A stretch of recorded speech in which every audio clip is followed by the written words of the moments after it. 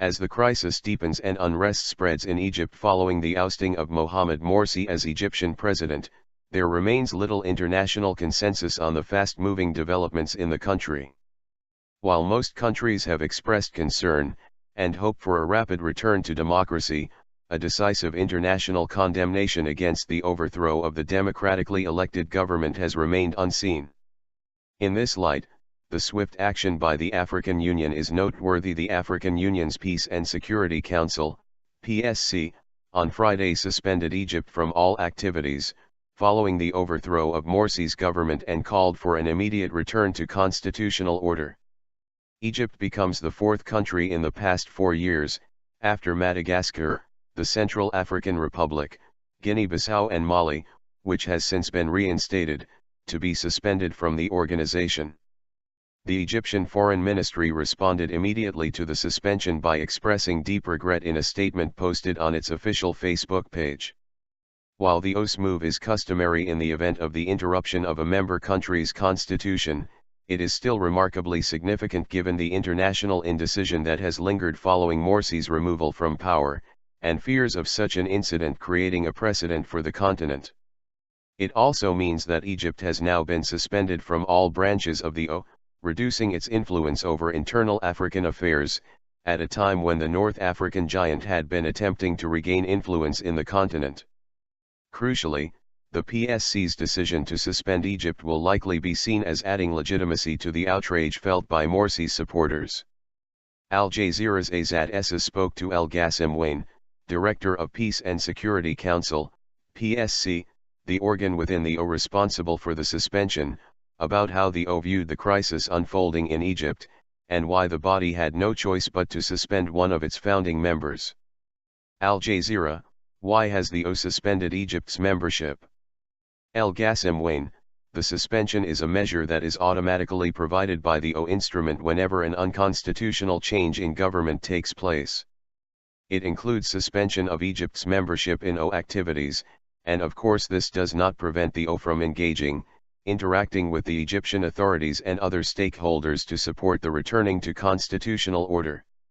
And we intend to fully and actively engage with the Egyptian people to help make this happen, so that elections can be held as soon as possible. AJ: would the OAS describe the overthrowing of Morsi as a coup? Most countries and regional bodies have refrained from using the description, but where does the OAS stand on the terminology? Wayne: as I said, the OAS has instruments and rules, and these apply to all member states. The African Test on Democracy and Elections and the Lomé Declaration of 2000 contain a definition of the OAS understanding of an unconstitutional change of government. This includes the overthrowing of a democratically elected government, and the OAS has already stated that what happened in Egypt falls under this definition. Whenever this happens, automatically, a certain set of measures have to be taken. AJ: are you saying that the OAS will not call this a coup? Wayne: we are calling it an unconstitutional change of government because you have a situation that falls under the definition of an overthrowing of a democratically elected government, or the overthrowing of a government that happens in violation of the rules provided by the Constitution. AJ: what would you need to see change for Egypt to be allowed back into the OAS? Wayne: what should happen is to get the country back to constitutional order, and this has to happen through elections that are free and fair. This has to happen without delay and through a consultation process. And as I indicated, we stand ready to support this process. AJ: what does Egypt lose from being suspended, and vice versa? Wayne: I don't think we should be framing the issue in a way that looks at what Egypt loses from being suspended.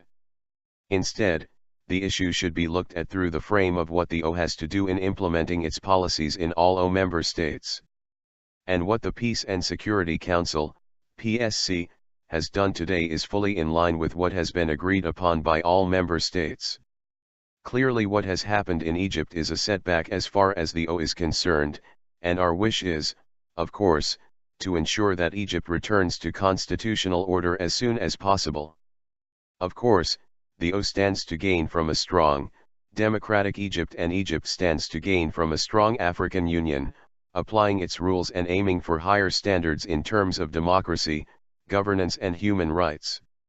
Egypt is a committed member of the O, a founding a member of the O, and I'm sure they are committed to the O. I have no doubt about their desire to be actively participating in our activities, and I'm sure they will make every effort to ensure that these elections are held and so they regain their membership in the O. AJ, the O's position differs from much of the Arab world, in which many leaders have congratulated the new president. Does the O's position matter? Wayne, look, the O is acting on the basis of its own rules. And Egypt is one of our important member states, so I am sure that Egyptian officials will understand the rationale of the decision taken by the O, and we have no doubt whatsoever about Egypt's commitment to the O and its ideals.